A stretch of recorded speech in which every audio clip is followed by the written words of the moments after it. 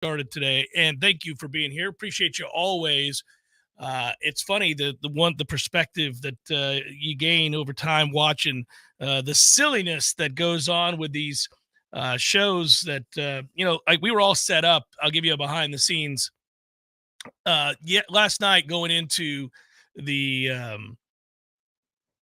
committee reveal, the rankings, the dog and pony show that we don't talk about a lot on this show. Remember the way that we kind of talked about it at all at the outset of the year was to say, well, you know what? It'd be pretty nice if you're in a situation where you're part of that larger discussion that is used to create debate and incite fan bases everywhere and drum up publicity for their TV show. But you remember at the time, I was thinking it was funny how we went into all that, and I said, well, you know, I guess that being part of that discussion, the larger discussion, will be a good thing because it means that you have put yourself in a position to matter. And to be in a position that matters means that you've taken yet another step forward. So Florida State's done that. But I get it. It's every time one of these shows happens, my email inbox and Twitter and everybody debating, I always just laugh. I'm like, man, that you're doing what they want you to do. I mean, that's a made for TV show. And it is hilarious. The inconsistencies in their argument. I would hate to be that committee chair. I would hate it. Like, you got to go out there and contradict yourself. You got to go out there and constantly say things that you know are at odds with things you said just the week before, or that a certain set of attributes that involve one program or their schedule and another, well, it applies here, but it won't apply here, and you're just going to take a beating because you know it's a leap in logic. I mean, it's I'll say this. When Florida State beats North Alabama this weekend, if Washington does, in fact, beat Oregon State, we're getting jumped. You know that, right? I mean, Florida State will be jumped, and deservedly so. I mean, I think Washington should be ahead of Florida State right now. They have a better win than we have. But I think Florida State and Washington should both be ahead of Michigan. So there you go. And, you know, I mean, if we're doing the schedule thing anyhow, I could certainly see that, but they're not going to do that. And you don't have to worry about it because luckily there are lots of games to be played, including what will probably be, if Washington survives this week, and I don't know that they will. But if they do, they still have to play Oregon again, and they're not going to beat Oregon. They shouldn't have beat them the first time. And they won't beat them the second time. But I also wouldn't worry about that because Michigan and Ohio State do play one another. So you're going to be all right. Just keep on winning and get your rest. Don't worry about all the nonsense and the debates on Twitter and the stuff that you hear analysts say during that committee ranking reveal. I mean, that's just the better way to go about this because you're going to drive yourself nuts. Tom, did you get your rest last night, or did you stay up, watch this, and get angry, or what did you do there, buddy? No, I mean, you know, I watched it because there was some stuff to do on the site side, like, you know, roll out on social media and so forth, those kinds of things. But I was a little surprised to see that we were not jumped because I thought they would be looking for some more drama. But when I saw how high Mizzou had climbed in the rankings, you know, I think they're up to number 8 in the country, maybe number 9. At any rate, they move up all those spots that they did. I knew that Georgia would be number 1 at that point because there's no possible way you can argue with what it's done to Ole Miss and Tennessee and then Mizzou being a top 10 team. There's no way you could argue that Georgia isn't and doesn't have the number 1 resume at that point. So I figured, well, in that moment, now we're getting down to number 7 and number 6. They might leave us at number 4 because they were looking for some kind of sizzle for the show, and flipping 1 and 2 is probably the way that they're going to go, and that's what they did. I don't think I agree with you. I don't think Washington is going to run the table, but if they did, they should probably be number 2 or number 1 in the country. Yeah, they should. Yes, they have the best win in the country. Yeah. The only argument against it is Texas's win on the road at Alabama. So that's the only other win that you say is on par with that win that they have over Oregon. Yeah, you could argue that. I think at that point, though, Oregon's loss is better than Texas' loss. I mean, it's just you get into the nitty-gritty with, you know, Oregon, Alabama, and Texas right now in that one-loss situation. I think most of these things are going to resolve themselves. We go 13-0, we've got nothing to fear, and chances are we'll be higher than number 4 if we go 13-0. We could be as high as number 2. Could I be, would think in that yeah. I'm not situation. worried about it. Yeah, we might fall for a week after this Saturday to Yeah. number 5. Yeah, if Washington wins, I think we most assuredly will fall, and they'll move up. And I got no problem with that. I thought they should last night. I thought for sure Washington would be ahead of Florida State. Like I said, I think Washington should be ahead of Michigan. Yeah, the only thing that you could argue, while Washington has a better win, and I'm not trying to fall for the trap here, but while Washington has a better win, their back-to-back performances against Arizona State and Stanford, in which they're in real danger of losing both of those games, is worse than the worst of what Florida State's resume looks like. I mean, there's no argument about that. They just scored an offensive touchdown against Arizona State, and a kid drops in a 2-point game with 3 minutes to go. A kid drops a wide open 4th down throw that puts Stanford over midfield. And, and Washington would be in danger of losing to Stanford, who, again, isn't good either. So, if you want to look at, say, the Boston College result for Florida State and say, bad on you, Florida State, Washington has more of those than we have, but they do have the better win. And if they put it to rest this weekend, plural, I would say, yeah. I think if they put it to rest this weekend, like I said, if they beat Oregon State this weekend, they'll move in front, and it won't matter. It really won't matter at all. I think what happens is people watch that and they get so caught up in whomever it is that is the talking head that they don't like, who doesn't share their opinion.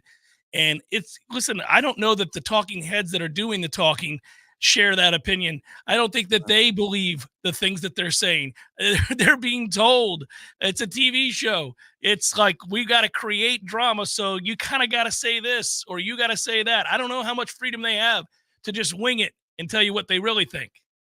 Yeah, no, I totally agree. You've got to say something, I think is probably how the meeting goes. You got to say something, guys, because the first 2 rollouts of the rankings, it was identical 1 through 6, maybe 1 through 8. The same. Yeah. All the way through 8, maybe. Because they've sold advertising for this thing, Tom. They're going to get people to watch. Yeah, exactly. No, I really think the first ranking is the most important until you get to that final week, when you have the penultimate before conference championship weekend, and then the big one that actually counts for something, which is on Sunday. But the first one sets the precedent, and it's hard to move around and over teams that haven't lost, that are ahead of you, unless there's mountains of evidence. So if we were at number 6 or number 7 in that first ranking, which we never would have been, but if we were there in that first ranking, that it is at that point that I would be nervous. But it never got to that place. Like, for example, I think the Texas-Alabama thing is fascinating as you get towards conference championship weekend, because by no rights can Alabama hop over Texas. And people are making an assumption that will happen if they have the exact same record. Yeah. That if Alabama beats Georgia, right, and wins the SEC, and they have the exact same record, that Alabama would jump Texas. But I don't think they would. The only way that you could justify that, if you're the committee, and I'm not saying it's right, but the only way that you could justify it if you're the committee is if between now and the Monday of conference championship weekend or the Tuesday of conference championship weekend, somehow Alabama was already ahead of Texas and Oregon was in between them. Like, you have to have a buffer. And this is the stupid stuff that we've got to sweat for this one more year if you're a team that has 1 loss right now. For us, unfortunately, we've just been screwed that the 2 teams that were titans of our schedule in September have 7 combined losses. So that's where the get out of jail free card was my refrain the entirety of the offseason. Doesn't exist. They lit a match to that sucker because LSU and Clemson couldn't stop losing. So we just need it. But if we do what we need to do over the next 3 weeks, and we're going to be favored to do over the next 3 weeks, and it's just a matter of what seed we get in the top 4. It's not a matter if we get one of the top 4 seeds. Yeah, it's just a matter of where you are within the 4 and who you play and where. And that's, I'm excited about watching that play out. I honestly think, we all have it in our minds. In my mind, I think Oregon's going to beat Washington, and they will be a 1-loss team that makes the playoff. It's a coin flip game, Georgia and Alabama. Let's assume Georgia wins the game. Let's say that they can stop Milroe from running all over everybody like he has currently. Let's just say that happens. All right, so now Georgia's in, obviously, as the 1 seed. The winner of the Michigan-Ohio State game is in. And then you have, whoever wins the Big 12. Let's see, if Texas loses in that game, then probably, you have a situation where a one-loss Washington could get in, or a one-loss Alabama, or that would be a two-loss Alabama team if they lose. So it gets interesting then. Well, yeah, there's only one spot. If we win out, Georgia we went out, wins. yeah. That's So, right. I forgot to add us into this equation. Yeah. So don't be like the committee now. And no, just kidding. The committee has us. The committee feels better about us than maybe we have rights to feel. Or Well, I think that's what's crazy is that most years.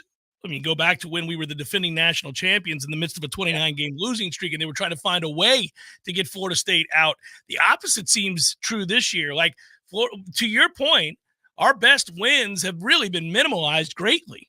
And so all of a sudden, the things that we thought were going to be so important turned out not to be important, and we've given plenty of reason for people to question us. I mean, we haven't looked great in some wins lately, and yet the committee's like steadfastly next to Florida State. We got you, baby. Well, where they pick and choose, this is where I get more miffed than anything. If you're on the desk, you've got to do something.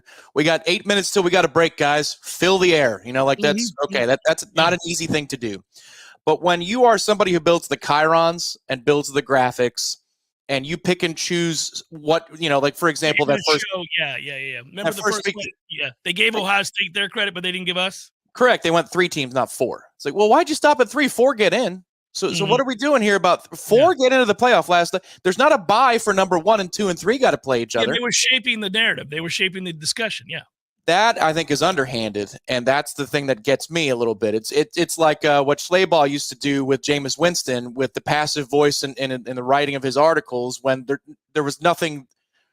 The district attorney had dismissed everything. Like there was never going to be a charge in the first place. Right. I didn't like some of the language there because it implies something that's not true. So the one issue I have is while they did pick 2 metrics last night between Florida State and Washington, that shows that Washington has the better resume. Yeah. Efficiency says Florida State is the better football team. And that's clearly what they're looking at. We're the more balanced football team because efficiency-wise, we're higher ranked in both offense and defense. We don't have a peak and a valley like Washington does. They peak on offense and they valley on defense. And we don't do that. And I think that's the reasoning why, maybe in addition to the eye test, that they have us above Washington. But when you see the graphic on the screen, everybody's going to say, clear as day, the clear as day that this is an ironclad case. And that's just not true because, again, traveling back in time to the first rankings release, if those pieces of logic were true, we wouldn't have been number 4 to begin with. That first week, we would have been number 2 or number 1 in the country. So that's how they get you. That's how they get you to buy into it. That's why I called it a made-for-TV show and why you can't get upset. And Casper, I already said this at the outset of the show, which is if Florida State wins out, they're in no matter what.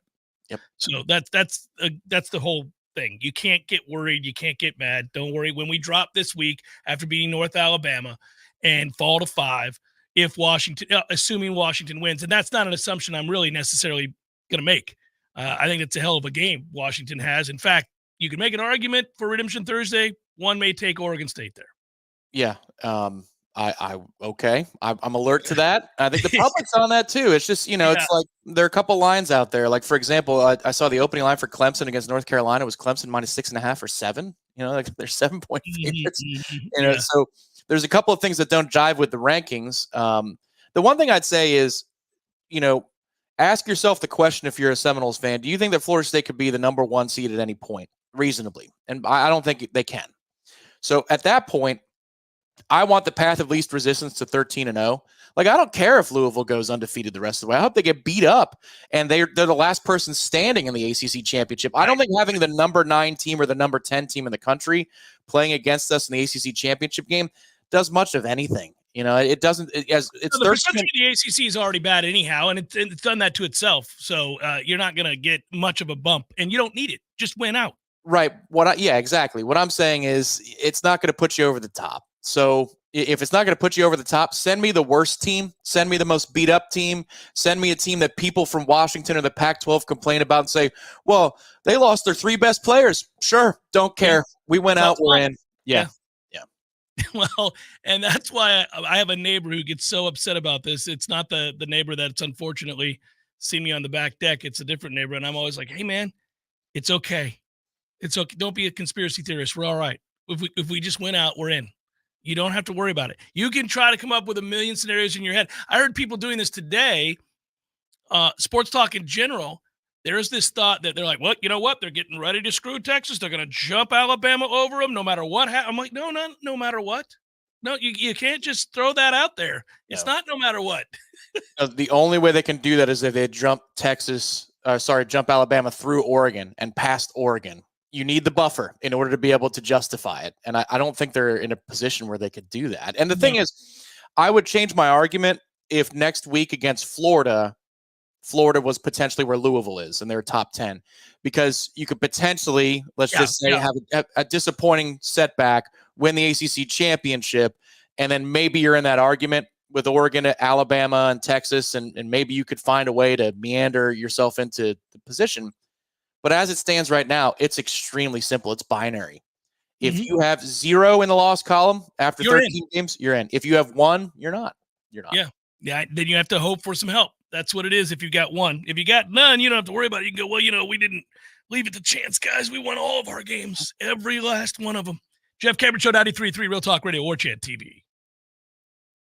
Caleb, I'm the lawn supervisor at Paul's Termite and Pest Control, and I really do love my job. Paul's has created an incredible work environment that always puts our customers' needs first. Their needs are our concerns, and my particular job of improving the health of North Florida lawns is something I truly enjoy. I'm an outdoor person, and I get to be outside all day, watching the lawns run through the stages full of weeds to weedless to lush, grass-filled landscapes is very rewarding. I'm proud to represent Paul's. I'm Jay. Having the privilege to work with people like Caleb and all of our employees is truly an honor. There is no doubt that the staff of Paul's Termite and Pest Control is the best in our industry. All of our people are local, and local really does mean something. We are North Floridians. Our kids go to school here. We shop here. We build relationships here, and we honor our commitments. To all of our customers, thanks for trusting us to protect your family, pets, and home. For the elimination of termites, any other pests, and a greener lawn too, call Paul's. We'll get them all. Let me tell you what T-Spark stands for. It stands for strength, commitment, teamwork, and heart. We don't ever quit until we've got nothing left to give. Our team is unstoppable. Want a guaranteed win? Call T-Spark Enterprises for your next roofing or construction project. We conquer all peaks. T-SparkConstruction.com. License number CCC 1331204.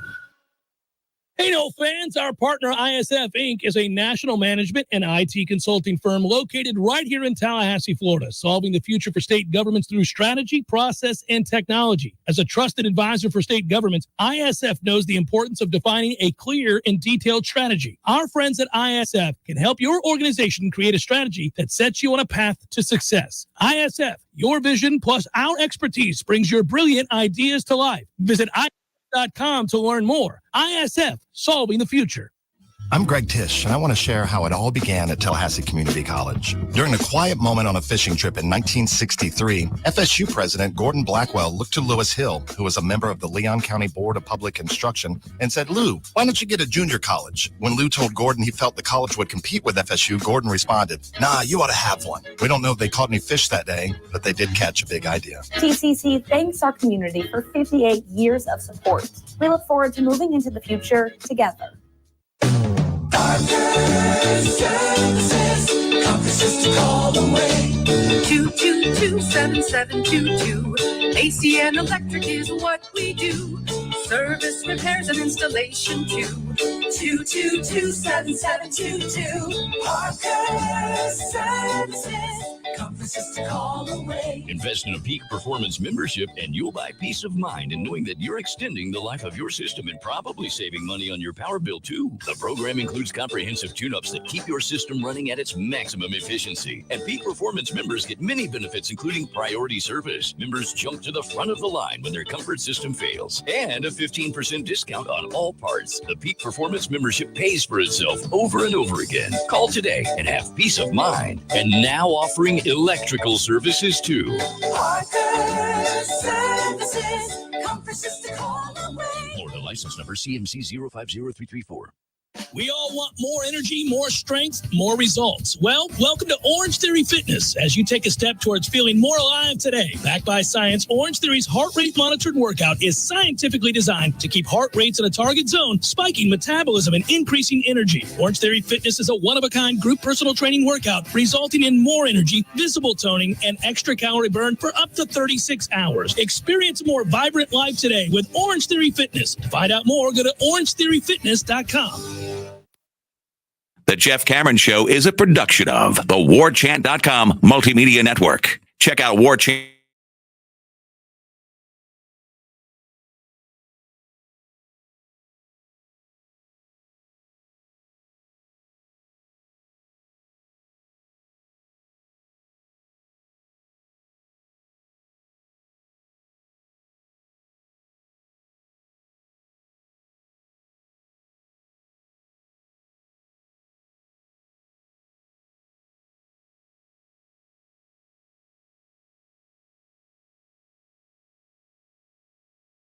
Johnson of Dublin, Georgia. Hey, put this commitment from the University of Florida today and instead chose Georgia. A lot of people, industry insiders, thought this was coming. 6'5", 315 pound defensive lineman has been committed to the University of Florida since June. Quote, feel like since Georgia has the better background with producing and developing, I'd be better off there. Want to be developed to the point where I'm league ready by the time I leave college. I want to be another one of those first-round draft picks that Georgia is producing. So that's a quote about why it is he flipped from Florida to Georgia. He joins several young men that are flipping and leaving the University of Florida's class that was so highly regarded. Whatever for, was it the 7,000 yards given up in the last football game that you watched the University of Florida's defense play? Was it perhaps the 36 points I think Arkansas scored in the Swamp a week after scoring 3 points against Mississippi State? Is that perhaps a trend you don't like? Florida's trending in the wrong direction, which brings me back to where we sit, trending in the right direction. And those rumors continue to, I think, really lead us to one conclusion, and that is Florida State is on the cusp of some more good news.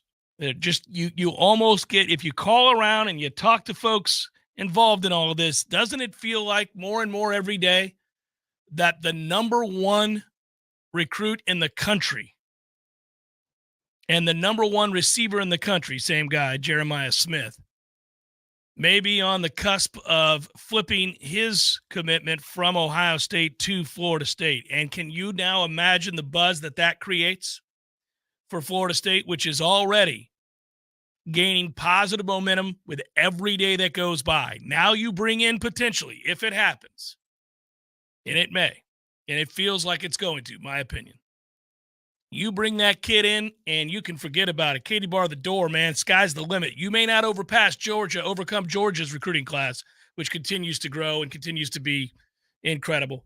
But not bad, huh? If you finish number 2 in the country, perhaps.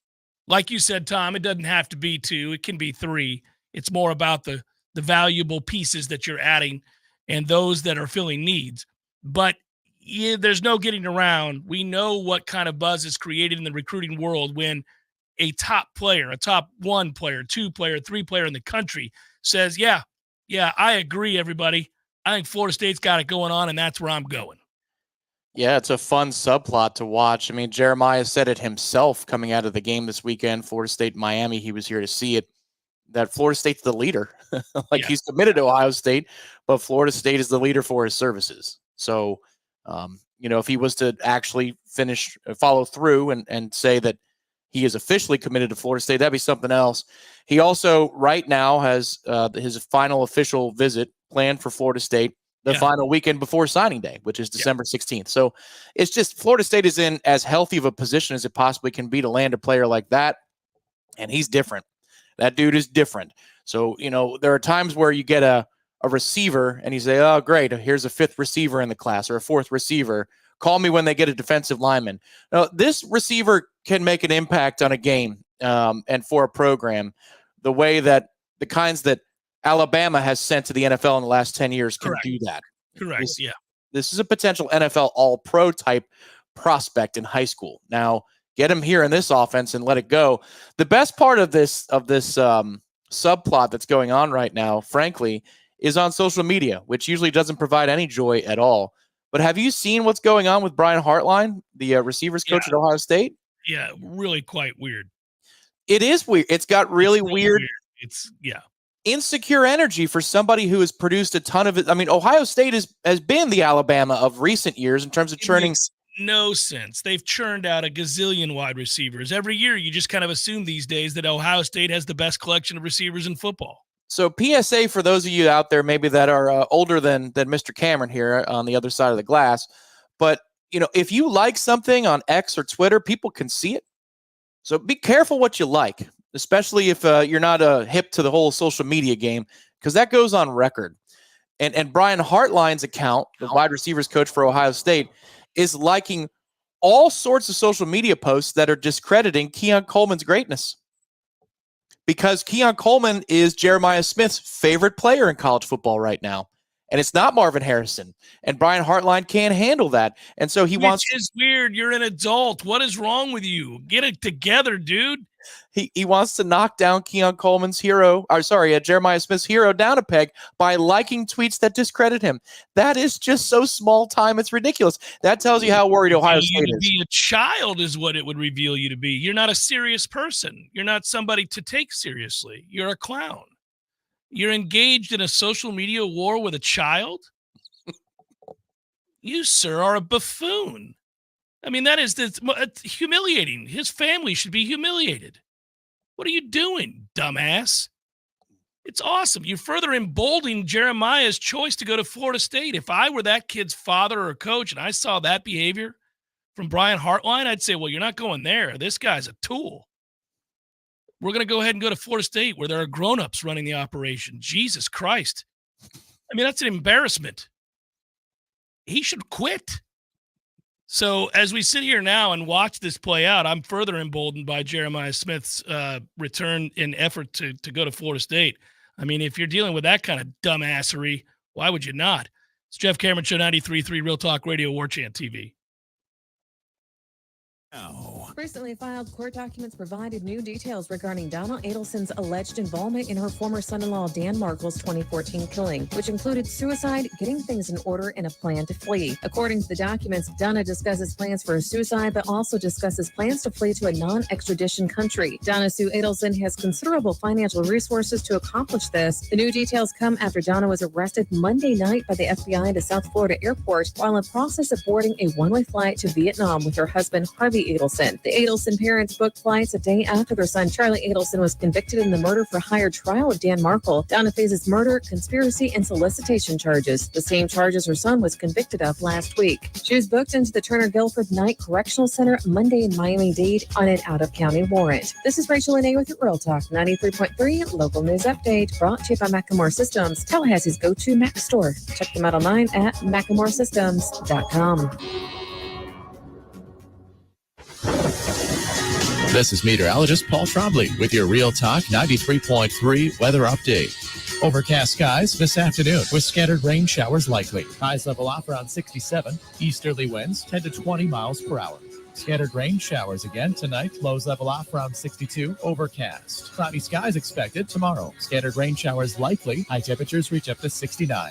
This report is brought to you by the Lawn Johns. For all your landscaping and lawn care needs, visit thelawnjohns.com. Right now, 60. Hello, I'm Dana Brooks. And I'm Jimmy Basic. Traffic cameras are everywhere, providing valuable evidence if you've been in an accident. But if you can't access that evidence, it could just be your word against theirs. Basic Brooks is partnered with Roadproof to have access to all their traffic camera footage. If you've been hurt in an accident, give us a call and we'll find out if the proof you need is out there. Let us find your video evidence so you can come back stronger. Call us now at 850-777-7777. So everybody knows, Eddie, that you are a spectacular cook. Of course they know that. If they go into Bumpa's, the food is always good. I mean, everything on the menu. Mm-hmm. Everything at Gordo's is delicious. I always, of course, get the bungalow chungla, as I call it. The bunk on lechon, Jeff. Is that what is the pork? The bunk on lechon, Jeff. Okay, the bungalow chungla. It's delicious. All these things, all the items, everything you do, a master cook. But, sir, I would ask you, what is a skill that you possess that you're particularly proud of that nobody would know and that you could share with us here? Growing hair, Jeff. Growing hair. You're an asshole. Gordo's, bringing the flavor and flair of Cuban food to Tallahassee since 1996. Welcome back to the Jeff Cameron Show, sponsored by Legendary Home Loans, a mortgage experience designed around speed, simplicity, and customer service.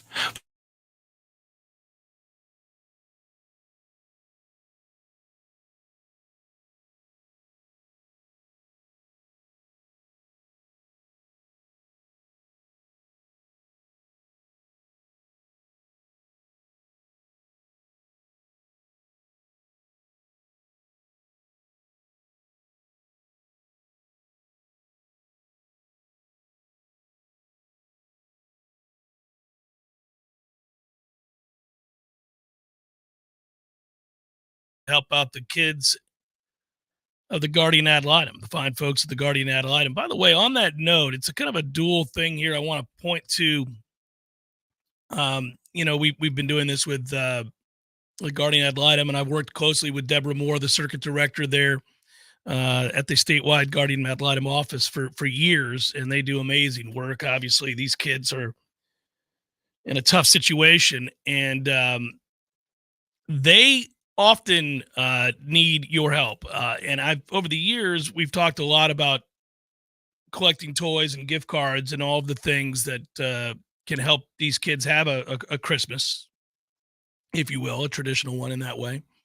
But also, I don't mention as often the need for volunteers. And they're trying really hard to kind of get the information out there. They're calling all men. They need more male volunteers. The Florida Guardian Ad Litem office, Second Circuit, looking for dedicated individuals, obviously, to join and making a positive impact in our community. If you can become a Guardian Ad Litem volunteer and mentor a foster youth. And they want you to know that this Thursday, that's why time is of the essence, so I'm getting that out here right now.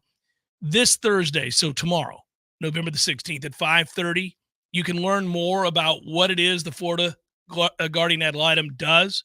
If you want to meet over at their office, they'll talk about what volunteering would look like and what the opportunities are. And that is 1920 Thomasville Road. It's a huge conference room. You can go there tomorrow if you're interested. If it's something you've thought about, they really could use more male help, more men out there volunteering their time for young men in foster care. It's 1920 Thomasville Road. And if you want, bring a friend. That's tomorrow at 5:30. So something to think about there. And then what I was also speaking of is, of course, we're going to be having our 2023 Jeff Cameron Show Warchant Bowling Tournament.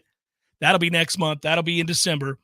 And that'll be awesome because we have a blast there every time, every year. We end up, not only rolling poor game after poor game, or at least I speak for me, but collecting a lot of gift cards and toys for kids. So if you're looking to get out of the house, District 850 invites you to celebrate with them. It's if you must know, you get $3 bowling, $3 laser tag, $3 dark ride, $3 ropes course. All that stuff's going on right now. That's 2662 Fleischman Road. But our tournament is December the 11th next month. So I think we're caught up. Anything to add to that, Tom? No, just that those savings are today only because it's their third anniversary at District. So this will be the third year they're hosting us as well for the bowling tournament. So we're looking forward to being back there. Nice. But weather's kind of crappy. So how about $3 bowling? There you go. Head on out. I've been loving this weather lately, man. This is perfect. Give me overcast, cold, rainy, and a book and a cup of coffee. Forget about it. It's glorious. But I see your point. Bowling, darts, and the like. Well, Good I mean, times. time was not that long ago that that would make you stir crazy because the kids would usually be in the front yard playing. They didn't have the ability to drive themselves somewhere like Bryce does. and you'd say, I need to get the hell out of the house. I got to get out of here. Yeah. Let's get them. Sure Let's crazy. tucker them out. Let's let them go play laser tag and drop so they can go to bed at a reasonable hour. Marcus writes, going to the game this Saturday, I've never felt the need to send off a team like this one, and I have been here since '86. Love you, gents. Go Noles. Thanks, Marcus. Yeah, your sentiment is shared by others. Somebody mentioned here that they were hoping that there would be a push to get people to come to this weekend's game. North Alabama, not a huge draw. People are making plans for the postseason. People are making plans to go to Charlotte for the ACC championship game. Florida State's in that game regardless of what happens in the game against North Alabama or Florida. And there it is. Ian contributed to the show today. Sorry if you touched on this already. Are you surprised there isn't a stronger push to have fans drive up to salute the guys that brought us back? Thanks as always. You all are the best. Thanks, Ian. Appreciate that. Listen, I think they know that given that Florida State just played at home for the Miami game, and it was a sellout, just like the Duke game was a sellout, and they've had a bunch of sellouts this year, that it's going to be hard to convince folks to drive from, say, South Florida, Orlando, Tampa, St. Pete, Jacksonville, whatever it might be, to come to a North Alabama game. The sentiment is right. The sentiment that you'd want to salute these guys that are seniors that helped turn this thing around for Florida State. But I feel like that's kind of been done with the attendance this year for the other home games.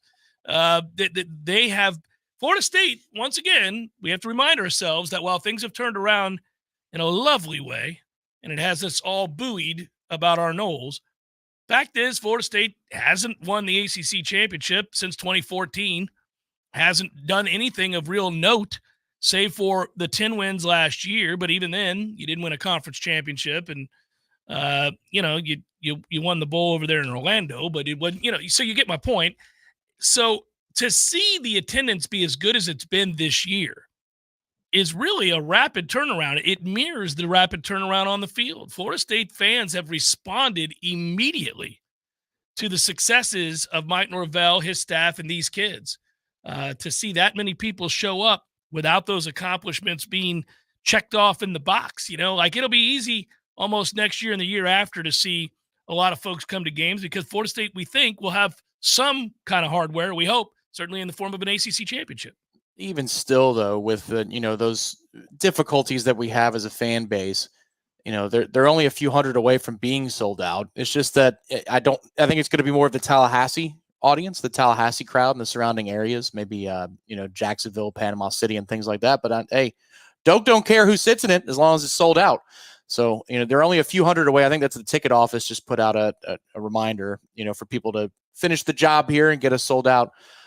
But I think that in of itself, when you're talking about Syracuse and Virginia Tech and this game, senior night against North Alabama, that you're going to have sold out atmospheres for those potential games, might not mean when we're overlooking the vista that is Hotel Indigo at 3:30 on a Saturday that the lots are full. But you know what? They weren't last weekend anyway, because we can't figure out how to siphon traffic into the tailgate lots for the Miami game, which makes no damn sense. But even still, if the traffic situation and the plan was perfect by the city, I don't know that the tailgate lots from the IM field would be completely stacked, but the stands will be, and that's what matters. So the whole thing that you got to do at this point, to the point of Marcus or Ian, is that you stress that people get to the gate at like 5:30 so they can get in on time to see the ceremony and honor these kids. Get out of your seats for not only the Jordan Travis of the world, but the walk-ons who have been here for several years and lived through hell, but they love this university, and it wasn't paid for, their opportunity to play football at Florida State, and now they're on the other side of it. These are the folks that need to be appreciated. 300 ticks or thereabouts away from a sellout. Is that right, Tom? Is that what you're seeing? Anywhere between 300 and 1,000? That's right. I know this in the past, by the way. My wife works in the school system, and they do. I saw in their live spectator, can they free up tickets for local kids to attend? They do. When it gets push comes to shove, in particular when they're several thousand tickets away from selling out, they contact all of the schools in Leon County and let them know that there are tickets available for local kids that would like to go to the game and their parents. So that's cool. They do that. And sometimes it's a complete, here you go, got it. Other times it is severely discounted, something along those lines. Look at that. Mike Gentine in the house, former radio guy himself, many moons ago. How are you, Mike? He'll be driving down from Annapolis to Charlotte for my first in-person game in a long time and his son's first ever. Important question, how many Zaxby's location in the Charlotte area? Mike, I can't wait to see you, and I have not spoken to you since I think you had your son. Sweet Jesus. I would tell you that in Charlotte, they are lacking compared to the Zaxby's that are in Tallahassee. That's normally the next couple of segments that I get to it. But I think in Charlotte, just the 22 Zaxby's in Charlotte, just the 22, as opposed to, say, the 97 here in Tallahassee. Which I believe 97 is also an important football number. It's the amount of decommitments that Miami had in about a 3 or 4 year span there in the early part of the last decade. And I think Florida is going to try and give them a run for their money over the next few years because they're off to a rocking start over the last few days. They lost 2 over the weekend. And then you just mentioned, obviously, the kid that's going to Georgia today. So I think Billy Napier's trying to run down that magic 90-plus number of decommits in a multi-year span. Nasir Johnson is the young man at Dublin High, who, by the way, is there. You know, I've said before, my dad lives in Dublin, Georgia, retired there, has land and chills out there in Dublin. Nothing else to do in Dublin, I can tell you that. So I'm going to maybe put him to work, get him over there talking to Nasir, and see if we can work the Cameron magic on that kid and get him to commit to Florida State. He can decommit from Florida as you did today, son. That's step one. Step two is to pick the right school, which would be Florida State as opposed to Georgia. Well, look, we've been more than a thorn in the paw print of the Georgia Bulldogs the last few months. Wouldn't that be nice to add another one to the fold? This is a potential recruiting cycle. Rival, yeah. Well, this is also a potential recruiting cycle if people want to get involved in the collective side of things, where, you know, they lifted that restriction on 25 per class. Man, a lot of kids want to come here. It's just a lot of kids want to come here. I don't know that we'll be able to fit them in a lot of different manners, but maybe we could if people got it together a little bit. Maybe we could fit even more of them. Well, here's what I think. I think that having the conversation about which of the kids that you have to politely ask to choose another school because you have too many good players, elite players that want in, is the kind of conversation I'm here to listen to. Let's have that conversation. Which 4 or 5-star kid do we need to really think about rescinding the offer to? Which of these guys? Now, listen, this 5-star is very good, and if we tell him that he's got to go take it on down the road, he could burn us and choose to go to Alabama or Georgia or, God forbid, Florida. So what do we do here? Do we want – no, but these other 2 are way better than that kid there, so we got to let that guy go. All right, well, then I ask you, of these 6 4-stars along the defensive line that we've got committed, 2 of whom we think are instant starters, which one of these guys do we have to let go now that this 5-star is kicking down the door and is probably a first-year starter as well and, you know, portends a first-round draft pick? What do we do? How do we juggle all the stars? Yeah, well, and that's, you know, high school is one thing, the portal's another. So there's a lot of juggling that needs to go on. But the better way for if you really want a good juggling performance, you add more balls or bowling pins to the juggling performance because the more there are, the more impressive people look at it and say, well, you're like, what was it, Panda? Is it the Panda woman at the halftime of the basketball games? Yeah. Red Panda. Yeah. Red Panda. Yeah, she's badass. Yeah. Yeah, that's what we want to be in terms of the collective game is the Red Panda of college football. How do you start practicing something like that? I think you're probably forced as a child by cruel parents who throw you into the family business and you shatter your arm several times over while learning how to balance on a single-wheeled cycle and juggling plates and have them land on your head. You probably get hurt a lot. Yeah, I think your parents probably have massive scars in their forearms and femurs of like animals biting them because you grew up in the circus type lifestyle. So they've got burn marks and animal bite marks and things like that. I always thought it was much more natural for that one guy. Remember the hotel commercial, the guy who could balance all the things? Mm-hmm. Like, and then he'd go when he was done, like he'd snap his finger when he was done balancing. That's a much more natural thing that we do as kids. We try to balance things that are impossibly going to fix up on top of each other. But to be on the unicycle, like who even owns a unicycle anymore? That was a cool thing about 100 years ago. Well, and you'd say, Dad, I don't want to get on the unicycle. I don't like this idea. Get on the unicycle, son. Don't you understand what family you belong to? My name is yours. Get on that unicycle. Yeah. Thank you, Dr. Van Doren. So, and here's ceramic bowls that will slice your skin if you get this wrong. But here they come. You know what? Here's a sword. Let's see if you can catch the sword. Yeah. How about a flaming flaming stick with thorns wrapped around it? The world doesn't wait for you to figure this out. You got to catch it and move on.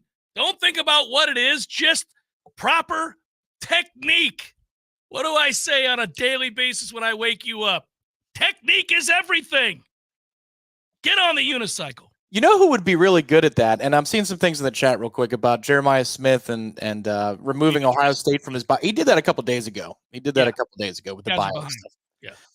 I think Alvin Kamara would be incredible at stuff like that because you've seen the workouts he does where he has to catch he has to catch the right color. You're standing on a Bosu on one leg and they're throwing you a red ball and a blue ball and they're half green and half, you got to catch the red side. He could give Panda a run for her money. He could do it.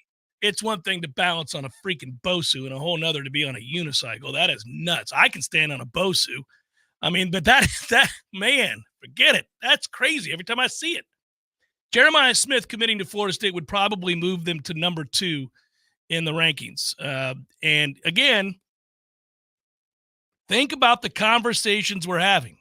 We're talking about players that are committed in some cases verbally to Ohio State or Alabama or Georgia. In other cases, it's a player that was committed to your rival because they did not see how quickly it is you would be upwardly mobile the way that Florida State is now. And yet these are all now pretty consistent conversations. So it's to me, it's pretty exciting. Jeff Cameron Show, 93.3 Real Talk Radio, Warchant TV. The following Zaxby's ad may contain messaging upsetting to Philadelphians. Zaxby's took the iconic Philly sandwich, the quote-unquote perfect Philly sandwich, and made it perfecter by putting fried chicken on it. That's right, fried chicken on a Philly. And while Philadelphia might find it offensive, you can find it at your local Zaxby's. Finally, the Philly done right. Woo, saucy! Zaxby's. Just a call away. 222-7722. AC and electric is what we do. Parker Services.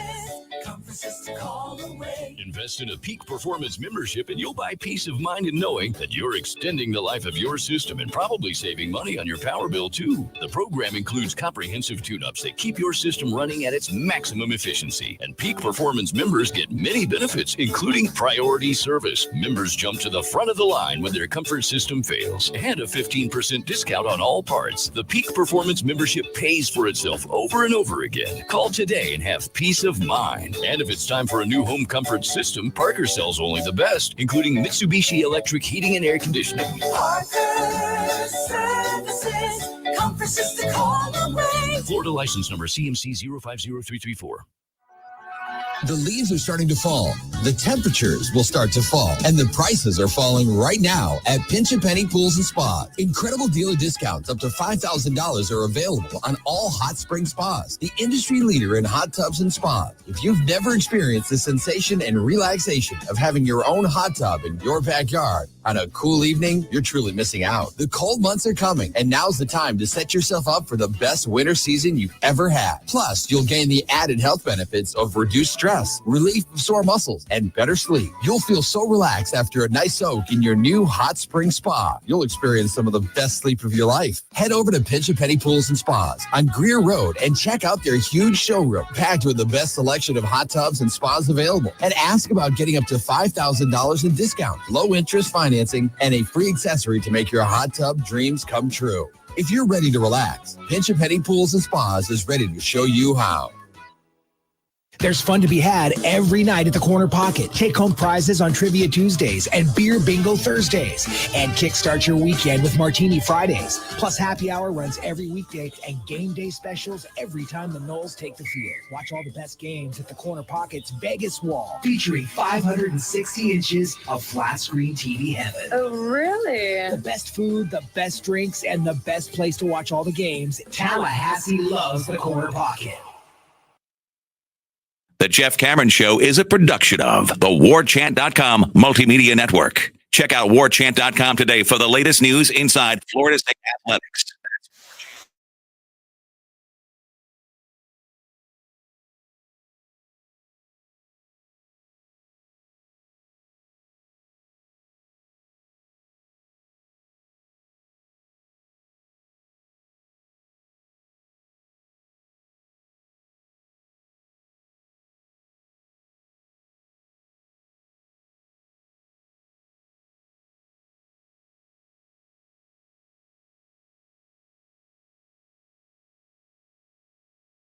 that are going to flip or have flipped or whatever it might be. And how many more you think are still possible to do the same. I listen, the Jeremiah Smith situation, as Tom pointed out, this is a special player. This is a kid that when you watch those highlights, you think, wow, he looks like he could contribute day one, steps foot on campus. By the way, if he does flip to Florida State, he's rumored to be a early enrollee. So you're talking about 6'3", 200 pounds with that ability. But from here, Tom, all I want to hear about in these rumors are 4- and 5-star offensive and defensive linemen that are saying, yeah, I too want to go to Florida State. That's where it's at. When you're looking to take the next big leap and have the kind of consistency necessary to be a national title contender on an annual basis, it has to be the dudes up front all day, every day. Now, you know where I'm at with our linebackers and where I want to see this improve, but really you got to see a huge influx of high quality offensive and defensive linemen to get the consistency that you're looking for. Yeah, agreed. This is a big weekend for some of those guys that we currently have on campus to showcase themselves. Alex Atkins said coming out of summer workouts that his favorite thing to do is sit old dudes for younger dudes. They have not been able to do that. Period. No. They've not been able to do that. And you could argue at different points of the season, perhaps even up to the present day, if somebody was close to ready, I think they might give them the nod, a younger player at maybe a guard position or a tackle position, at least in the rotation. They're willing to rotate bodies. Mm-hmm. They're willing to give the reps out, and nobody's taking those reps. I'm not classifying that as a red alert signal yet. I want to see what these guys look like this weekend against North Alabama. But you've had some players that have been here for multiple years in the system. This is not the bust alarm. They're not hitting on these kids. But next year's a critical year. It's their third year in the system for a guy like Julian Armella or Jalen Early, who I know they love. Kayshawn Sapp, Daughtry Richardson, Kaniah Charlton, and down the list we go. That was a heralded group that came in a couple of years ago. Then there's Andre Otto, who I really, really like, who's a true freshman and not ready, and that's not fair to put it on him. Lucas Simmons would be a redshirt freshman as well. So there's a lot of names that you would like to see emerge because, as Atkins says, he loves to bench old guys for young guys, and it is quite possible that you would have Maurice Smith back for another year or Darius Washington back for another year, or I suppose if there's a way for him to get up to speed, a Robert Scott. But, I think Darius is probably the most critical piece to that puzzle if we could cultivate another option at center. But, I think what they're going to do in the portal will tell us about how many guys are coming back, and will also tell us about how confident they are with their in-house solutions for the next year or two.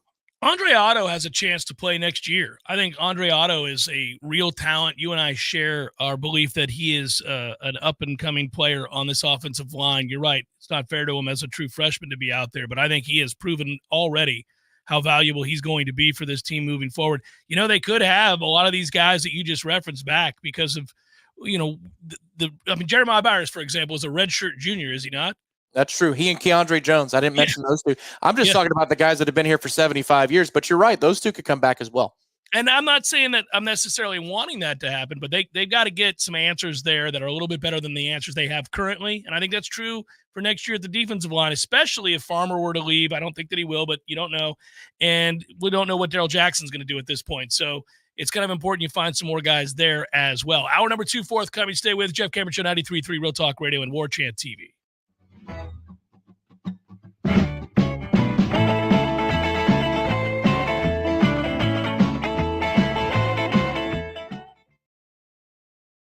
More of the Jeff Cameron Show, live and local on Real Talk 93.3, WVFT, Greta, Tallahassee. The latest betting odds and live movements from Vegas. This is your action update. Now here are your latest lines from our guys in the desert. Well, the Gators have won 3 of its last 4 meetings with the Missouri Tigers, outscoring Mizzou 111-64 during that stretch. But the Gators are 12-point dogs this week in Columbia against the Tigers, a total 59. Texas Tech laying 3 against UCF in Lubbock at Jones AT&T Stadium Saturday. Jacksonville Jaguars return to action at home with the Tennessee Titans in an AFC South matchup. The Jaguars are the 6.5-point favorite. The total 40 Sunday at Everbank Stadium. NBA tonight, Orlando a 3-point dog at Chicago. Hawks a 1.5 home favorite against the Knicks. Get your free VSiN subscription right now at VSIN.com. For more sports betting news and information, go to VSIN.com. Mike Sennett, Real Talk 93.3. Get early access to Macy's Black Friday specials and save big on gifts for everyone on your list right now while supplies last. Like winter-ready women's sweaters, $12.99 to $19.99. Fine jewelry, 60 to 75% off. And cozy up to comfy throws, just $9.99 to $39.99. Plus, get your online order even faster with store pickup, now at Macy's. Savings off sale and clearance prices, exclusions apply. A psoriasis flare-up can make a walk in the park, well, no walk in the park. It's that obvious, huh? I've tried so many lotions and creams, but I still have symptoms. So those don't do enough to treat the inflammation beneath the skin, leaving you with those uncontrolled symptoms. Makes sense, but what else can I do? You can get real with your dermatologist so they can help you get clear. Make an appointment and, you're already on it. Hi, yes, I'd like to make an appointment. Get real clear about psoriasis at letsgetrealclear.com. Sponsored by AbbVie. There's no doubt that buying a home can feel overwhelming, especially if it's your first home. You're worried about location, school zones, square footage, inspections, insurance, loan approvals, interest rates, and of course the price. Buying a home could be the most significant investment you've ever made. But there's good news. You have our friends at Legendary Home Loans, and they're on your side and in your corner. They're going to go to bat for you. Shannon Young from Legendary Home Loans can help first-time home buyers get up to $25,000 for your down payment. For first responders, veterans, teachers, military, and healthcare workers. And that's not all.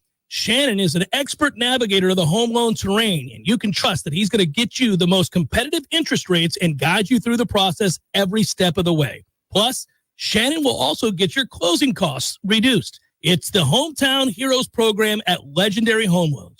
Give them a call today, 844-FSU-LOAN. That's 844-FSU-LOAN. Or go to FSUHomeLoans.com and ask for Shannon Young. NMLS number 2270146.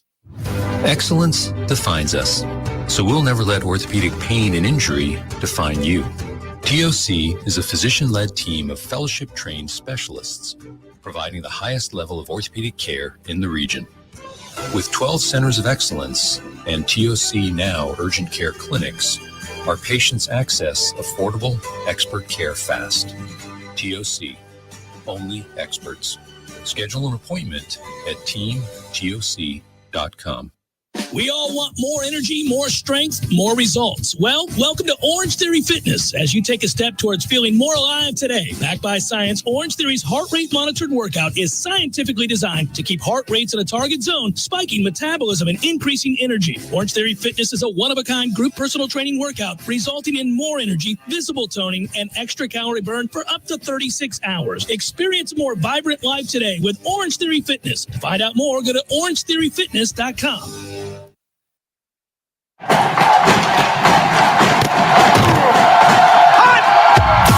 Broadcasting live from Florida Florida's capital city.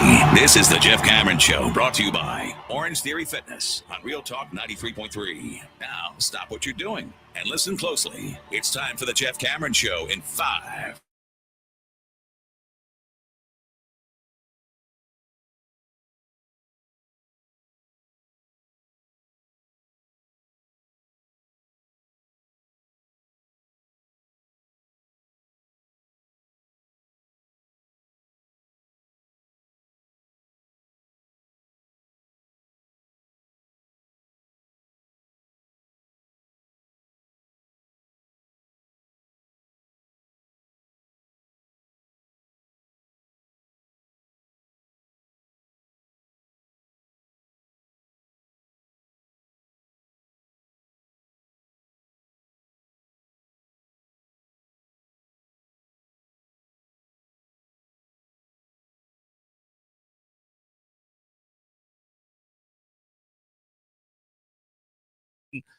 A game in which we get to salute so many of those this weekend that helped engineer this turnaround. I think it will be a nice day to say thank you to those players. It is hard to believe, Tom. I've saw a lot of people mention this, but it is hard to believe that this is Jordan Travis's last game at Doak Campbell Stadium.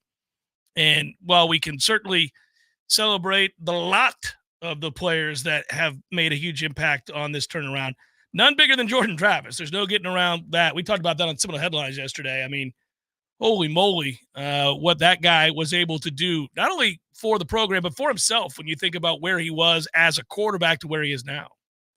Yeah, there's no doubt that, while he might not be top 3 in terms of best quarterbacks, or even top 5, you can make an argument in terms of best quarterbacks to come play at Florida State. Right, yeah. He's easily in the top 3 of the most important quarterbacks in the program's history, easily in my mind. I mean, you look at the transition of what he arrived into, what he helped emerge us out of.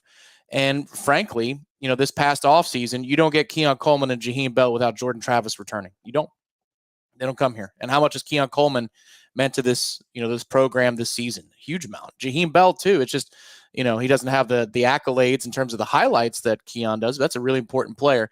And if we're going to go into the playoff and maybe from one round to the next, Jaheim Bell's going to be a huge factor into it. So, and that's to say nothing of Jared Verse returning or Trey Benson. I think it's contagious when the quarterback says, I'm coming back for one more year.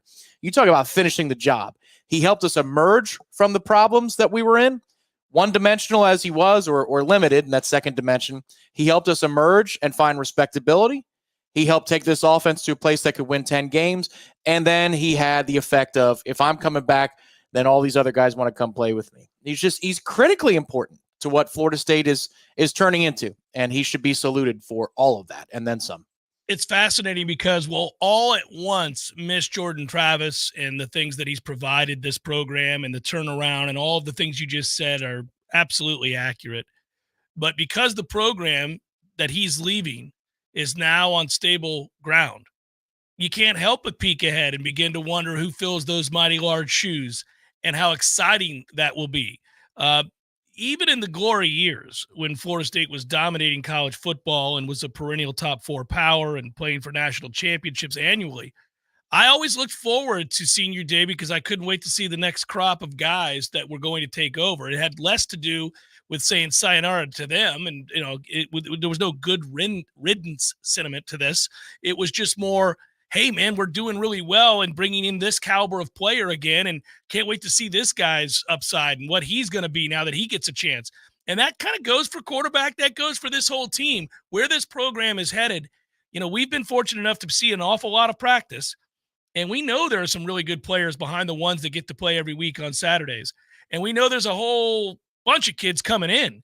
And then to say nothing of the fact that annually they've been able to go out and get people in the transfer portal that are elite difference makers. Keon Coleman, the latest of the extreme difference makers, obviously, that we've been able to bring in here. So I don't think this year will be any different. And now that you have stable footing, you realize that even though you transition from a kid who at his best is truly elite at that position, you have more stability around that position now going into next year than you've had in a long time.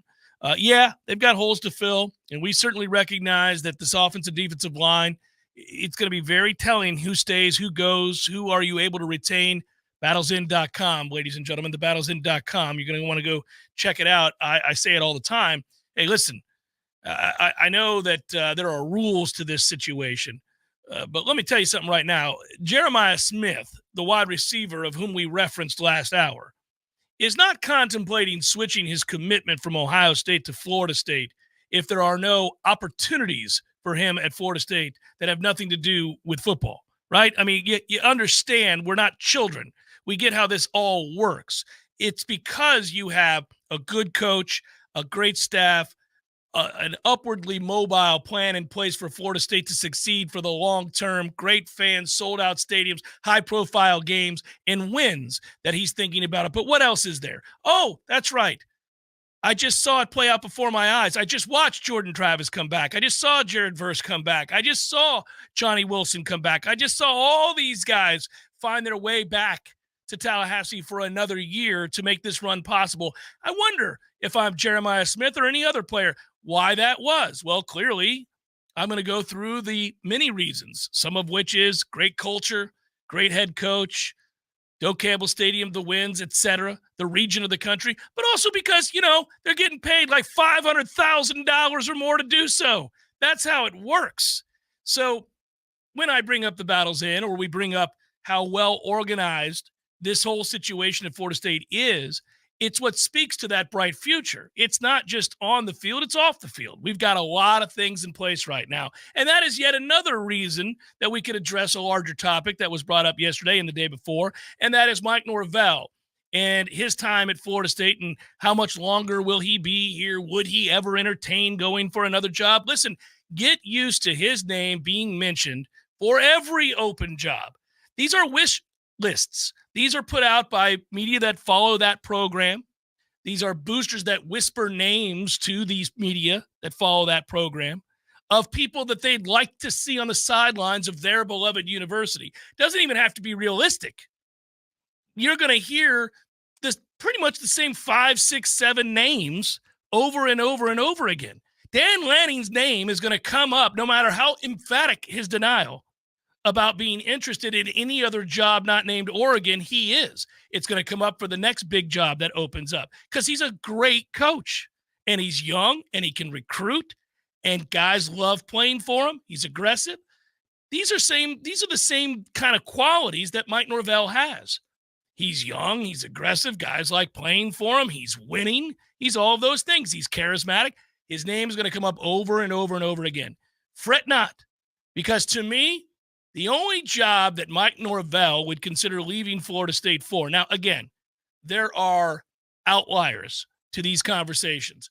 If a program was as dumb as, say, that program, Texas A&M, to bid against themselves and pay 3 times market value for a Jimmy Sexton client to come in and take the reins because of desperation, like they did with Jimbo Fisher, despite overwhelming evidence that there were problems on and off the field for that guy. He wasn't exactly trending in the right direction at his time at Florida State. Everybody forgets Jimbo Fisher was 5-6 in his final year at Florida State, yet A&M was certain that he was the guy to finally land that godforsaken, never-before grasp in the modern era national championship trophy, right? That's what they thought. They ignored all the warning signs. Anyhow, and they went out there and then they bid against themselves and they gave him an extension and pay raise that made 0 sense.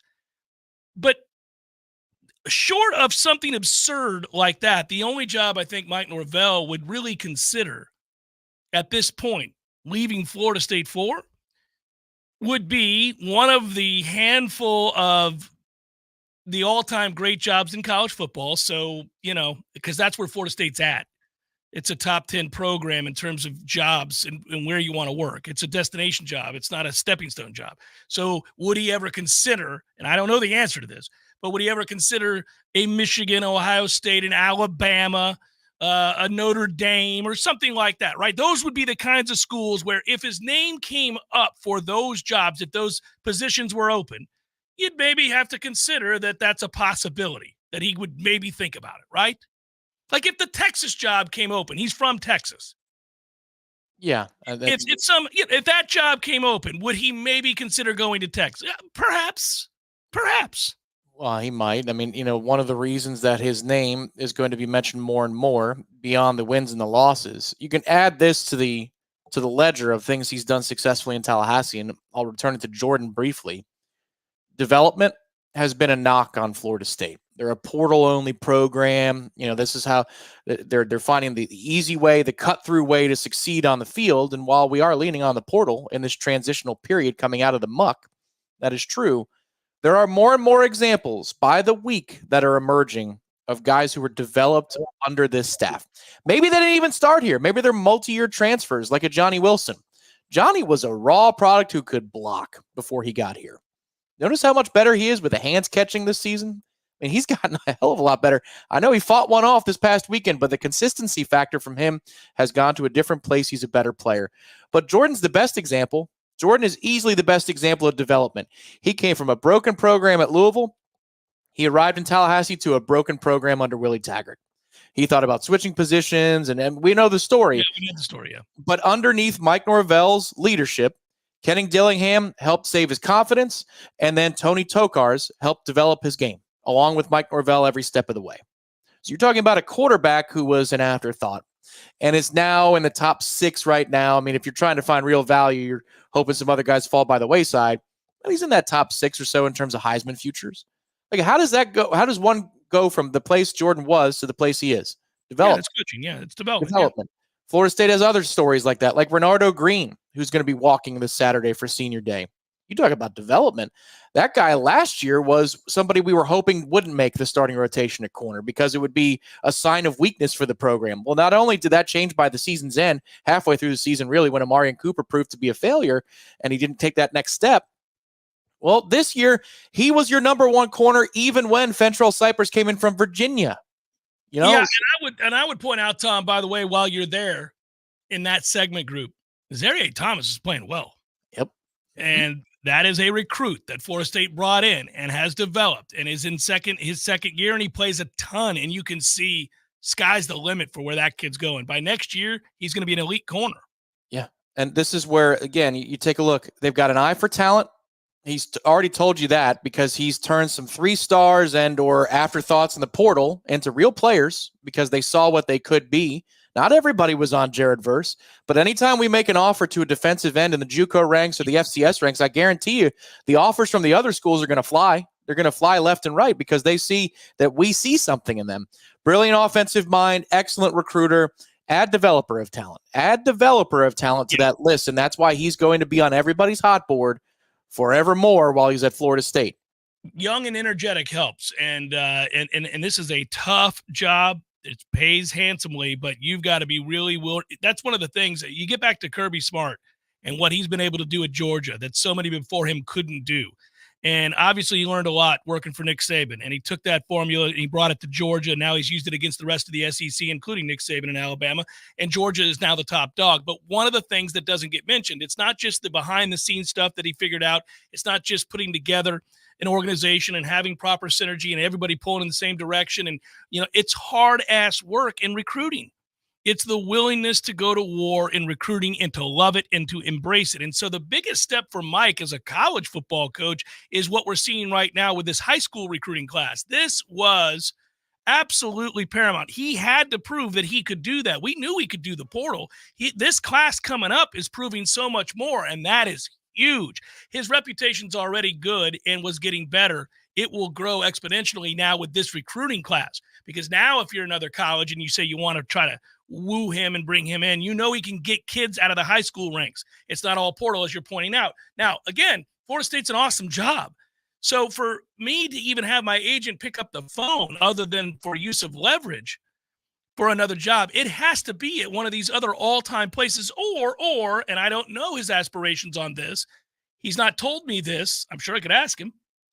I don't know if he desires to someday be a coach in the NFL. That I don't know. Some guys have no desire. They want to be a college coach. They like college towns. They like the job description a little bit more in college as opposed to the NFL. Others are just biding their time in college till they can get to the NFL. And that changes because of the rules and the way things work and salary and all that other stuff. Some guys only wanted to be in college and now find it to be untenable and might as well go take their services to the NFL. Others have never wanted to be in the NFL and will only work in college. I don't know where Mike sits on that, but I really wouldn't worry about it. But just I say this because when at the beginning of this week, we found out Jimbo Fisher was being fired, some outlets reported that Mike was a candidate. Well, I guess, but that candidacy sounded more like a wish list from a booster that was handed to a reporter who's writing a story about the job vacancy than it did a realistic expectation that Texas A&M was going to interview and try to hire Mike Norvell. That seems far-fetched to me. Yeah, I think as it pertains to the NFL discussion, I think that I could see him. Well, I know I could see him as the type of person who would be an NFL leader of an organization. But that's the thing that he would have to wait for. I don't think that you go from a position where you lead a group of 5 program that somebody had already kind of fixed. Mm-hmm. Then you take it to that level, you sustain it, maybe you improve it just a little bit. Then you take over a Power 5 blue blood of the last 50 years, right? Because we're getting into that. It's been 50 years now, for crying out loud. You take them from the doldrums to now on the precipice of the college football playoff. You don't do all of that to cash in your chips to be a head coach at the NFL level where you don't make roster decisions. Because as a college head coach, you make those decisions. You have full control over the circumstances by which you will be extended or fired. Yeah. I don't think that you take all of that momentum, run to the league, and then hope that Jason Light or some such general manager makes the right picks to ensure that you're going to be okay, that you're going to get that next contract. So I don't think the professional ranks are a concern for some time. If he does this for another 5 to 10 years, he will get that opportunity. Yeah, he'll get that opportunity. And you're right. He's only, 42? So that's he's got plenty of time. I think if you're in a situation like he's in at Florida State, you're winning games, you've won the fans over. Clearly, you're now getting players, both from the portal and the high school ranks. So now you have the high school connections that allow you to infuse life in this roster through two different avenues that are going to guarantee success. Right now, you've got that going. You needed to get that going. You need to get that pipeline of player going. There's a certain caliber of player that you can't get in the portal consistently that you can get in the high school ranks. So that was of vital importance, and he's now got that going. Man, I don't know why you want to leave that. You can make gobs of money. He's beloved by this fan base. You get to coach at this place. Remove any of our affinity for Florida State, whether it's because of your time. If you're listening to this, whether you went to school here, or you grew up here, or you just like the program, for whatever reasons that you're connected to Florida State, family connections, whatever it is, remove all of that built-in affinity you have and just objectively pan back for a second and think about the jobs in college football. If you love the sport and you look at the big picture, you look at all of it, think of all the jobs in the world of college football. There ain't many that you're going to call out before you choose Florida State's name as the place you would go if you could pick any college to be a head coach at. There just isn't. I mean, again, trying to shelve my love of Florida State. How many places would I want to go to? You got to consider all the factors. Now, let's just say I'm a great coach and I got the pick of the litter. And I have the knowledge that I have of college football history, obviously. How many? I mean, it goes to what region of the country you want to live in. It goes to which fan bases you respect in terms of consistency, loyalty, sellouts, stadium, all that. So we're talking about facilities. It goes to ability to recruit in said job, right? Because you got to be able to get players there. Are there 7 places? Yeah, I don't know. The only one. Listen, I've been to Ann Arbor. I don't want to live in Ann Arbor. Nothing against it. It's fine. It's cold. I'm not living in Ann Arbor. Do I want to go? I can't win a national championship at Notre Dame. I'm not going to Notre Dame. Can't win a championship there. I want to win a championship. Would I go to Texas or Oklahoma? Yes. Before Florida State? Probably not. Okay, again, if we're being objective, Florida State, you'd go to either one of those two. You wouldn't even consider Miami at this point. Right. You'd go to Alabama. You'd go to Georgia. You'd go to Texas. You'd go to Oklahoma. You might go to Southern California if that's your flair. They got more money than they know what to do with, and you could certainly work the NIL angle. I think we're about out. I don't want to live in Columbus, Ohio. Yeah. No, this is it doesn't get much better than here.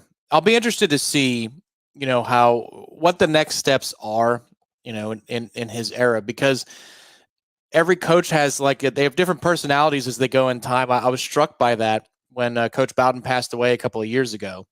And I really got to see a lot more of the footage. It was out there, but I never took the time to watch some of the documentaries and some of the access to the sidelines that you saw from the 70s or the 80s with Bobby, and how different he was than the guy I came on campus to see when I was a freshman, or even when I visited my sister in 1993 or 1994. They take on different, personalities. There are different chapters to who they are. And Mike right now is the young, energetic Mike Norvell, but you can see the CEO forming within him. Absolutely. Yeah. Because of the way he He sets up the organization. Any chance he gets, he talks about, continued commitment. He's starting to use political words like that. So you're starting to see him go from the guy who kids around with the players to there's a divide in terms of the age groups. I'm just fascinated to see what that next chapter looks like, because the first one, as we close Doak Campbell in a weird way, in the old fashioned, they're going to get all the executive suites and stuff. This is kind of the end of an era for Doak and Florida State this weekend in Tallahassee. On the other side of it, hopefully, is a college football playoff berth. But then it's just about expectations. It's no longer the journey to the top. It's about finishing the job. I want to see how he develops. And that personality of the next iteration of his career, I think will tell us a lot about what he wants, what he aspires to do, whether that's in the college game or the pro game. The reason that and first of all, over due time, all of the coaches turn into CEO coaches eventually, because you end up, if you dominate and do well, you end up having to run an empire that gets much greater than what it was before you arrived. The things that you have to do after winning championships are very different than the things you were doing while trying to climb towards winning them. The responsibilities you have to take on, the stuff off the field that you have to deal with becomes greater and greater and greater. And so you have to become a CEO. Now, you can still have your hands on aspects of the program with the X's and O's, still be a play caller, but a lot of those interactions that you're talking about change dramatically in terms of hamming it up with players and talking with assistants and all. It just becomes this other thing. It's massive. Jeff Cameron Show, 93.3 Real Talk Radio, Warchant TV. Join us on December 6th for an unforgettable evening of music and fun in support of the Florida Ethics Institute at the first annual Ethics Rocks Benefit Concert at Goodwood Museum and Gardens. The Ethics Rocks Benefit Concert is all about combining our love for music with our commitment to advancing ethics through education. So grab your friends, put on your dancing shoes, and come on down to enjoy some incredible live performances from the Nitro Ground Shakers and our headliner, the Rockets. All funds raised will be used to support FEI's educational mission. VIP and general admission tickets are on sale now at floridaethics.org/ethics-rocks. That's floridaethics.org/ethics-rocks. Don't miss all the fun. It's the annual Ethics Rocks Benefit Concert, December 6th at the Goodwood Museum and Gardens, featuring some of Tallahassee's favorite local bands, the Nitro Ground Shakers and the Rockets. Get your tickets today at floridaethics.org/ethics-rocks. Step into the heart of Tallahassee at the Challenger Learning Center for Impact Week 2023, November 13th through the 17th, and experience our community's dynamic energy firsthand. With a lineup of workshops, panels, and professional speakers, you'll have opportunities to network, engage, and collaborate with industry experts, business owners, entrepreneurs, and there will even be free professional headshots and more. To learn more about the event, see a list of topics and talks, and to register for free, go to impactweek.info. Rick Scott. If Ronald Reagan were here right now, he would say, "What in the hell have you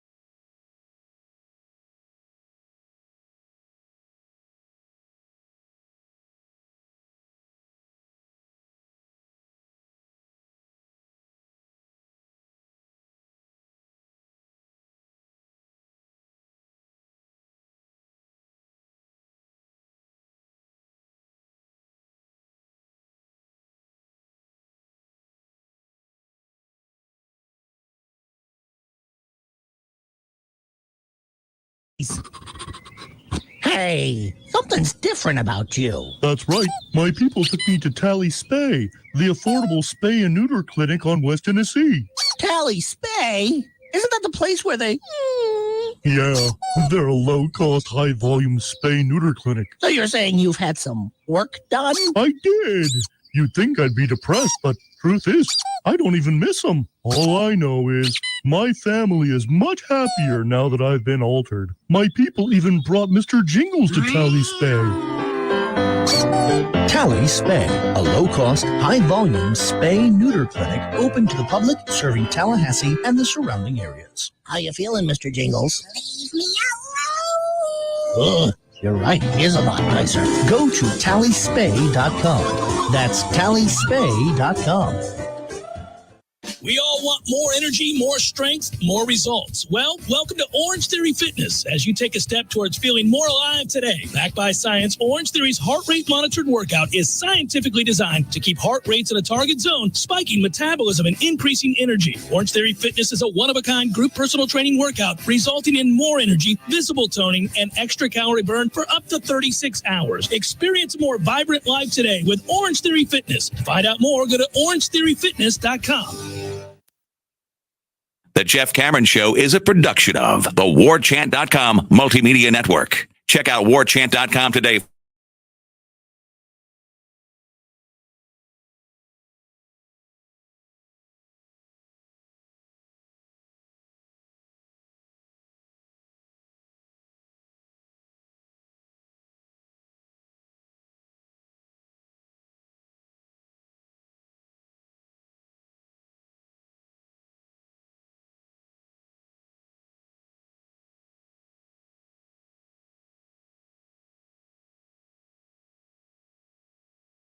Oh, Jimbo. Is that what he actually said? That he's 3 or 4 plays away? Come on, man. Appreciate you, P. Simpson. Yeah, I do wonder, just out of curiosity. First of all, do you think Jimbo was extended the offer to be here? Ooh, I don't know. That's my question. Do you think Jimbo was extended the offer to be here to salute the 2013 national championship team? It would stand to reason that you would extend that offer to him to come. I'm not saying he'd take it, but he was the architect. What's the term that was coined by, well, at least for me, Curb Your Enthusiasm? Empty gesture. If there's anything I could do, and they said, well, yeah, sure, there is. He's like, no. Yeah, I didn't actually want to do it. It's an empty gesture. Yeah, an empty gesture. Yeah, I think that would probably be it. It's for the best of. You don't want the crowd reaction when they announce his name. Like, you don't need that. Nobody needs that. Well, now, he doesn't need that. He certainly doesn't need that. He's had a tough week. Oh, and then you put the players in a position of having to defend Jimbo versus the crowd that's honoring. Like, man, you just don't need any of that nonsense. So maybe you send an email. Maybe you don't even make a phone call. Maybe you just send an email knowing that he doesn't read emails because that's technology and stuff. So, yeah. I think I think it's hard. I think that's you're in between a rock and a hard place. He was the head coach of a team that went undefeated and won the national title, and you kind of feel like you'd have to invite the head coach of the team that did that. He recruited those players, but at the same time, all of the things you just pointed out are absolutely correct. That crowd would boo him. That would be a showering of boos, and it would be awkward for the players that are down on the field being honored for that achievement. It would suck. I think, frankly, a responsible adult in that situation, the elder in that situation would say, guys, I appreciate the offer. I don't want to take away from what these guys did, and I fear that my presence will become a distraction. Let them take the field, enjoy the adulation, and I appreciate you offering. I think he would have and does have the self-awareness to know that much. There are things that Jimbo, you're like, man, do you hear yourself? I think he would have the self-awareness. However, if he didn't, I think the only way you could pull it off is if he walks out of the tunnel with Mike Norvell's arm around his shoulder. You almost need a shield. Which I don't think I would do. If you're Mike, I don't think you do. But that would be the only way it works. If he does that and then he does this number, like, come on now. I think that would help. But there would still be a smattering to full-throated Chicago boo going on, where there would have to be, I don't know, you'd almost have to have the PA announcer ready to go, folks, please now. Okay, thank you very much. I think, by the way, that 10 more years from now, when they do the 20-year reunion, he could come back. Yep. And I don't know what his choices are going to be from this point forward. Will he stay in coaching? You think Jimbo's got it in him to go coach Troy? Like, what kinds of offers are we talking about here? I don't know if his pride would let him do that. Does he stay away from the game for a year or two, which is probably what he needs to do, and then get into it as an analyst or whatever it might be? I don't think there's a job that's beneath him. I don't think so, and I don't mean that as a slight. I think he loves ball, and if he thinks that he could find joy in the basics of coaching ball, he might go lower level college or even a top flight high school. Well, certainly no problem. So yeah, you could go and do that if for the love of the game, because he has a love of the game. That's for sure. Yeah, I think as he gets older too, maybe 10, 15 years from now, I could see him coaching a high school in West Virginia just because he, for the hell of it. For now, though, I wonder, the game has kind of passed him by a little bit on the in the college side, but would an NFL staff hire him for something? So this is something I've always said. I did ask him if he ever wanted to coach in the NFL. Would he ever want to be an NFL head coach? And the funny thing is, I don't know if you ever heard that when I did ask him that question, Tom, because you always produced the show that I did with him. Yep. Remember, it was odd because when I asked him the question, he was strangely thoughtful. He didn't answer right away. He stopped and went, well, nah. And then I was like, why? And he thought about it some more. He's like, I like college towns. Yeah. And he started to talk about how much he likes college towns. And he even went on to say kind of little college towns is what he was saying. And that's what he'd prefer. But I have said for a long time, from a tempo standpoint, they run so fewer plays in the NFL than they do in college. And Jimbo wants to run fewer plays, which is his downfall to a large extent as an offensive mind in the college game. I mean, short of having Jameis, that offense ended up becoming a mess. They never utilized their talent. More plays, not less plays, guys. Which is something we don't do this year. We don't run with tempo at all. We don't. And he doesn't trust the offensive line. But I would run a faster tempo too, and I hope we get to that place. But I always thought if you didn't want to deal with the nonsense off the field, and Jimbo wasn't good at it, that's another one of the criticisms I think is fair of me to lob his direction. He had a hard time with interaction. He didn't do well with other people. Yeah. This is the speaking to other people in a respectful manner, the give and take of others in a position of authority. He didn't do it well. It was his way or the highway, and it was only that way. All right. So what I find fascinating is he would be a good fit as an OC in the National Football League, because the acumen for the game has never been in question. The understanding of the X's and O's and the leverage and all, he's always had it. So, and you wouldn't have to deal with any of that, right? You go to practice every day. You coach football. It's those guys' jobs. They're paid handsomely to learn football from you, and you implement an offense and you go. It would be perfect for him.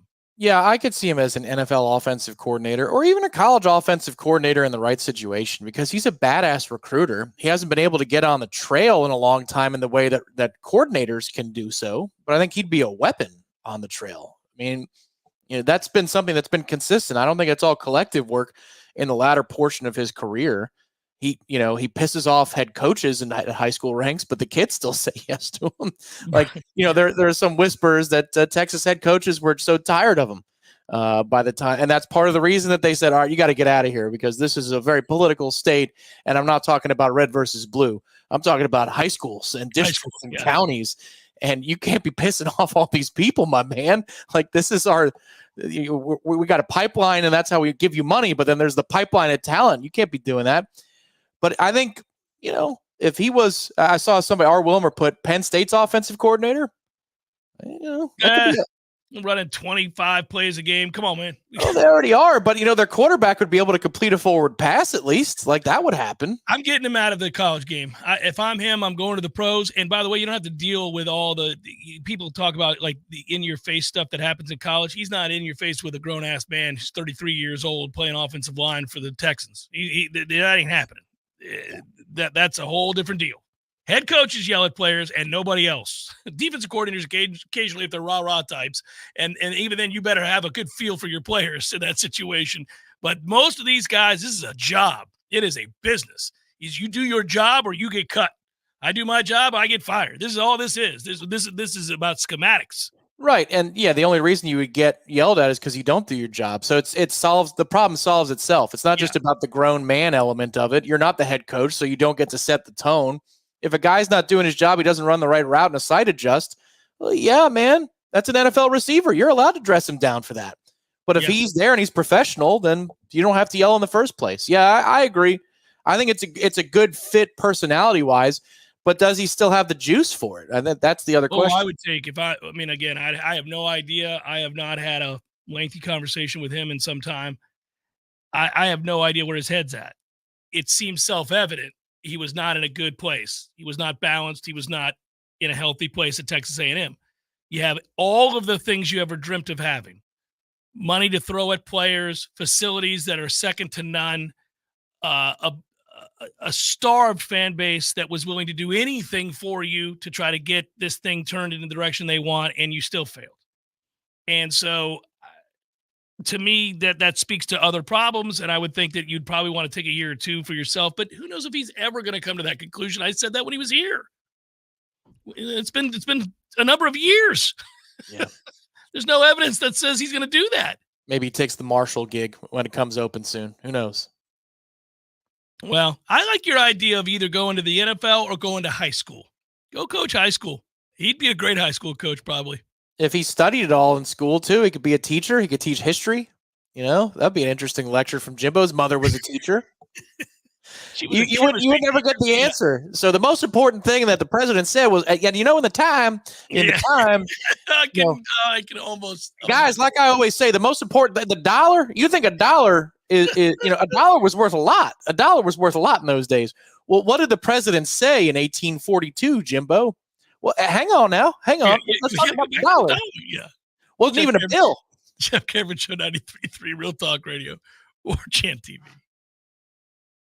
Now, ahead of the 2024 election, precinct and polling locations have changed in Leon County. Beginning with the March 19th presidential preference primary election, the elections office is set to mail every affected voter an updated voter information card, which will arrive in the mail within the next 2 weeks. The polling place changes are a result of countrywide accessibility survey conducted by the elections office. Several locations did not meet the latest guidelines for access by persons with disabilities. To view the new precinct map, list of election day polling places, and voter information, visit leonvotes.gov. Quincy Police are reaching out for help with an armed robbery case. The crime took place last month in the city's historic district. Investigators posted photos of a man accused of robbing an ARC gas station at gunpoint at about 10 p.m. on October 20th. The photos show a young black man wearing a gray face covering, black hoodie, black shorts, and black shoes. Contact the Quincy Police Department at 850-627-7111 if you have any information. This is Rachel Lene with your Real Talk 93.3 local news update, brought to you by Macklemore Systems, Tallahassee's go-to Mac store. Check them out online at MacklemoreSystems.com.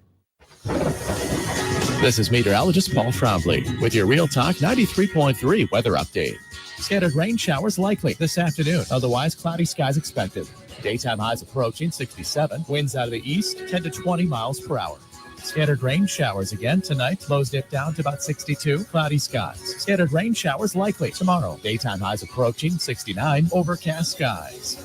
This report is brought to you by the Lawn Johns. For all your landscaping and lawn care needs, visit thelawnjohns.com. Right now, 62. Hey, no fans, our partner ISF Inc. is a national management and IT consulting firm located right here in Tallahassee, Florida, solving the future for state governments through strategy, process, and technology. As a trusted advisor for state governments, ISF knows the importance of defining a clear and detailed strategy. Our friends at ISF help your organization create a strategy that sets you on a path to success. ISF, your vision plus our expertise brings your brilliant ideas to life. Visit ISF.com to learn more. ISF, solving the future. So everybody knows, Eddie, that you are a spectacular cook. Of course they know that. If they go into Bumpa's, the food is always good. I mean, everything on the menu. Mm-hmm. Everything at Gordo's is delicious. I always, of course, get the bungalow chungla, as I call it. The bungalow chung, Jeff? Is that what is the pork? The bungalow chung, Jeff. Okay, the bungalow chungla. It's delicious. All of these things, all the items, everything you do, a master cook. But, sir, I would ask you, what is a skill that you possess that you're particularly proud of that nobody would know and that you could share with us here? Growing hair, Jeff. Growing hair. You're an asshole. Gordo's, bringing the flavor and flair of Cuban food to Tallahassee since 1996. Welcome back to the Jeff Cameron Show, sponsored by Legendary Home Loans, a mortgage experience designed around speed, simplicity, and customer service. Well,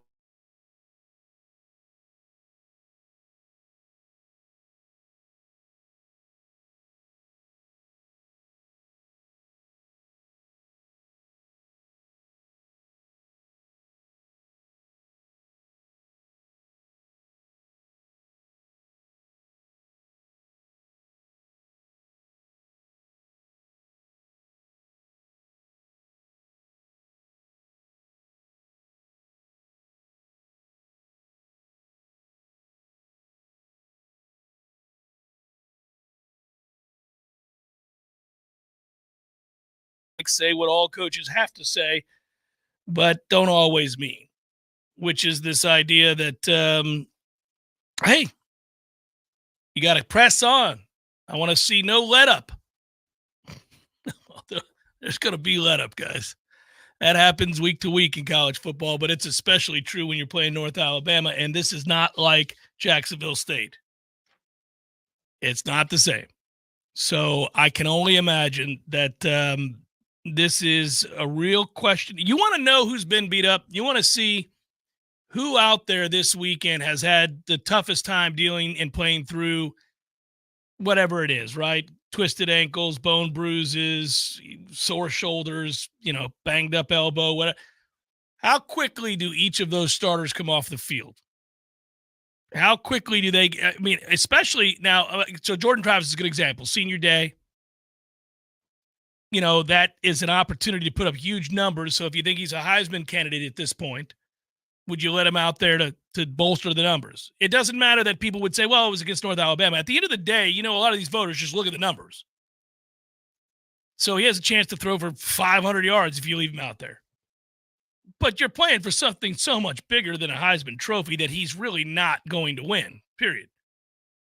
So, to me, how quickly does Jordan Travis come off the field? Is it halftime, Tom? Is it the end of the first quarter? Obviously, your answer is going to be what's the score. But if they're up 21-0 and it's evident that this is a team that has nothing for you, this is you also got to go back if you really want to dive into this as a fan.